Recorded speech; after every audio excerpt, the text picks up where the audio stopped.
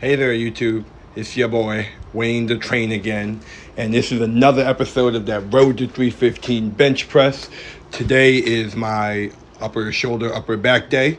So it went really well. We're going to talk about what went well and then what could have went better, right? There's always something to be improved upon if you want to be a better athlete or just better.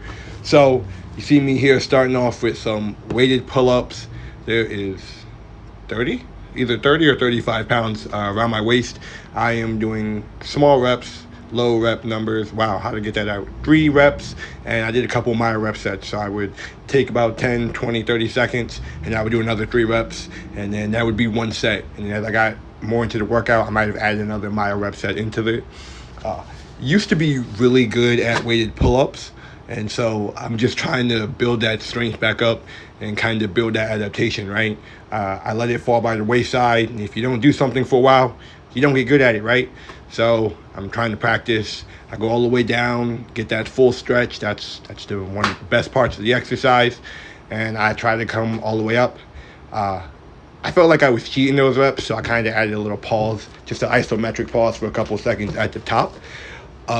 This set is a PR for me. These are 85-pound seated dumbbell press for sets of reps of 4.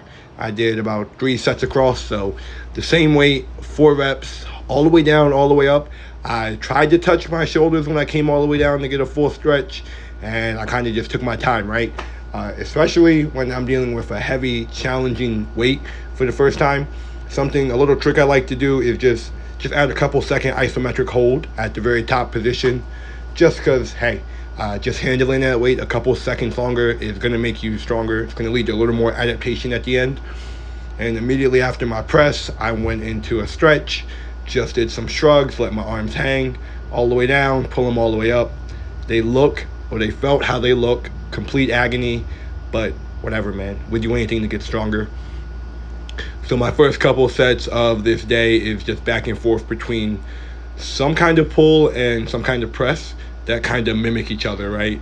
So if I'm not doing weighted pull-ups and shoulder press, I'm doing a barbell shoulder press and the lat pull down. But I try to have my movement, I try to have my grip mimic each other just to kind of work those antagonistic muscles, right? I know I get enough shoulder work throughout the day, throughout the week, between the benching a couple days and then this actual shoulder day, but I'm always a little skeptical about how much back work I'm getting in. I don't actually have like a dedicated back day. I just kind of throw it kind of by the wayside, honestly. I get some back work in today and my deadlift day, but I try to really focus and really get the most out of the 2 days that I do have. So you see here, I did 2 sets.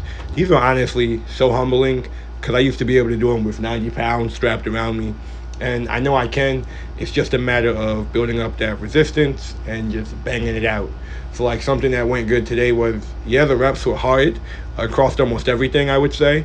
But like, took a quick break, got my head back in the game, pushed out a little more. However you can push out reps with decent form, it's going to cause some adaptation, right? And that's something that I had to learn the hard way, is that it's not necessarily bad to do a lot of low rep, high set sets across, right? That exposes the muscle to more tension than you may be able to get than, say, if you went the heaviest you could and only could get 1 rep. So we're switching to my first quote unquote accessory of the day. These are some straight arm lat pull downs. I first thought these work the shoulder, but when I'm doing them, I try to get a nice big stretch, arms all the way out, stretch my lats, trying to get bigger lats, of course, and then I think about pulling it in close, right?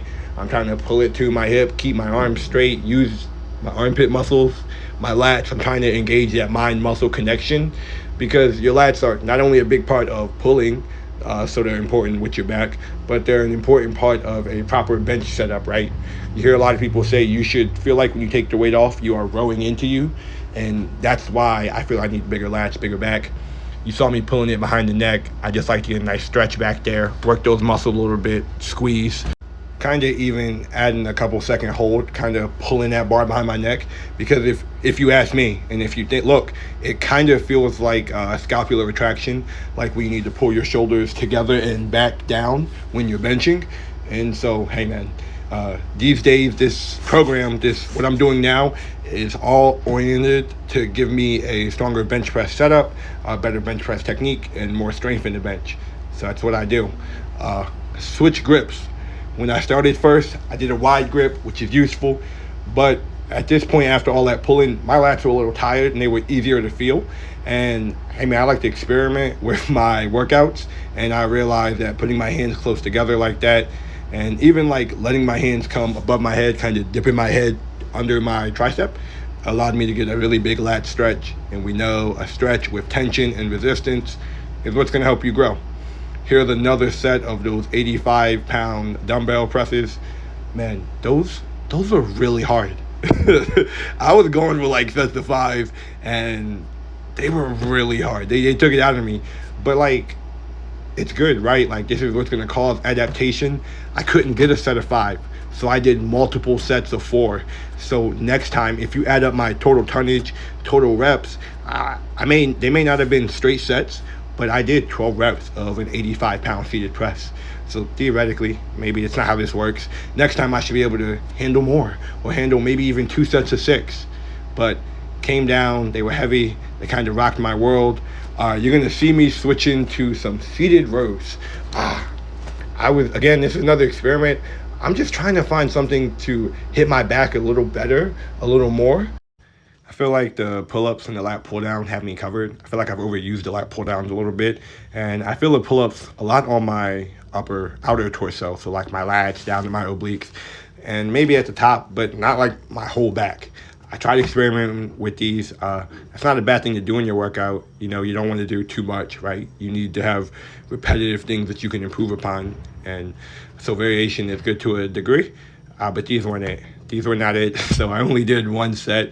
I'm still gonna keep working on it. Still just trying to find something to help with my back. Next, you're gonna see me move on to the last most important thing of my workout. It's my incline press.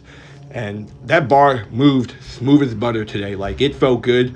Usually these are kind of a little challenging, especially at the very end of all my pressing. And man, they felt so good. So this is how I warm up. I clip these video ups to save you the breaks, but this was like one really long set. It was like 10 minutes, I believe. I just did reps of 3, and depending on how they felt, I kept going up, right? If you haven't seen the previous video, go watch that. But I said in that previous Road to 315 bench, I'm pulling back on my flat incline press because I wasn't capping out at 270, but I was feeling tired, and so time to go back, rest that fatigue, and then build up. But I'm resting on that, and that gives me the leeway to kind of push a little harder on this. And while that recovers, I can push this. I wasn't going that heavy before. And hey man, I'm usually doing like 180 to 200 after the whole workout these days. And I got up to like 230 to 225, 230. They felt really smooth, these reps. Like, if you look, like, that bar speed is there. It's just my body's not used to doing more reps. And it's also the fact that I've banged all these sets together. I think I counted it. This was like 5 or 6 moving sets. Maybe only like 2 or 3 weighted sets, 2 or 3 working sets where it was heavy enough. But this was like 5 or 6 sets with very little to little break in between, just banging out reps. So not only does that get me warmed up, not only does it get the pump going, it gets the blood in the right places, but it's a limiter in itself. That's why you see powerlifters taking longer breaks. They let the muscle rest long enough to get strength. So I did that set. I warmed up to that good weight. When I fail is usually when I stop, and I know I might have the leeway to go 2 to 5 pounds heavier next set because I'll be more rested. And then I moved on to some standing 1-arm dumbbell rows. I like these nice and heavy. I like to get a big stretch, try to orient my body. I promise I was looking around. I try not to be that guy who's blocking off the dumbbell rack. The nice thing is I go to the gym at I like to go like 6 or 7 in the morning when there's not many people.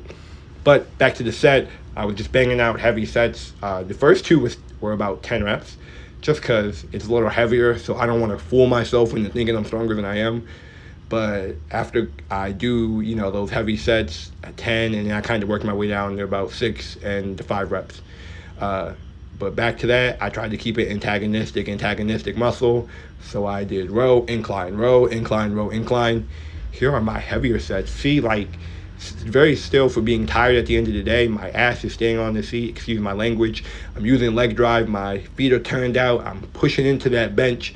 The weight is feeling really good, and that has me really confident. I'm not going to lie, kind of nervous when I dropped back on the regular bench, but I knew it was going to happen. But to see this kind of improvement on my incline makes me feel really good. Because if I can do this, wow, word English. If I can do this at the end of a workout, I can only imagine what I can do in the beginning when I am fresh. You see me finishing up with some face pulls. I just try to get a stretch. I'm not actually sure what the correct range of motion is with these. I see people doing them all kinds of way. So I do a couple reps one way, do a couple reps another way, and I just keep going until I feel the burn that has worked out so far with me, right? The nice thing about accessories is that I find that it doesn't really matter what the weight is on there. Sometimes it does, obviously it does, but if you chase that mind-muscle connection, you can get a good burn and you can do the job with them. It doesn't really matter. You just gotta think about what you're doing and move in a way that is towards your goals. So if you made it this far for watching, thank you guys for watching. I hope you found something useful in this video. As always, like, subscribe. We're gonna keep getting stronger. What is going on, you guys? I promise I am literate and decently articulate with expressing my thoughts. It's just I'm an awkward guy in the end, and sometimes when I'm recording videos, like, I make a mistake and I'm like, I should fix that, and like I just get so caught up on it sometimes that I've just learned to just keep going, keep steamrolling through the mistakes. If it really bothers you guys, comment like problematic. Comment something down below, let me know, and I will personally work on it. But like, I feel myself making a mistake and I think about it, and then like I've tried like stopping the video and starting over the recording, and I just keep making more and more mistakes. I just keep getting more and more awkward. So usually when I make a mistake, I try to correct it, I just move on. But I trust you guys.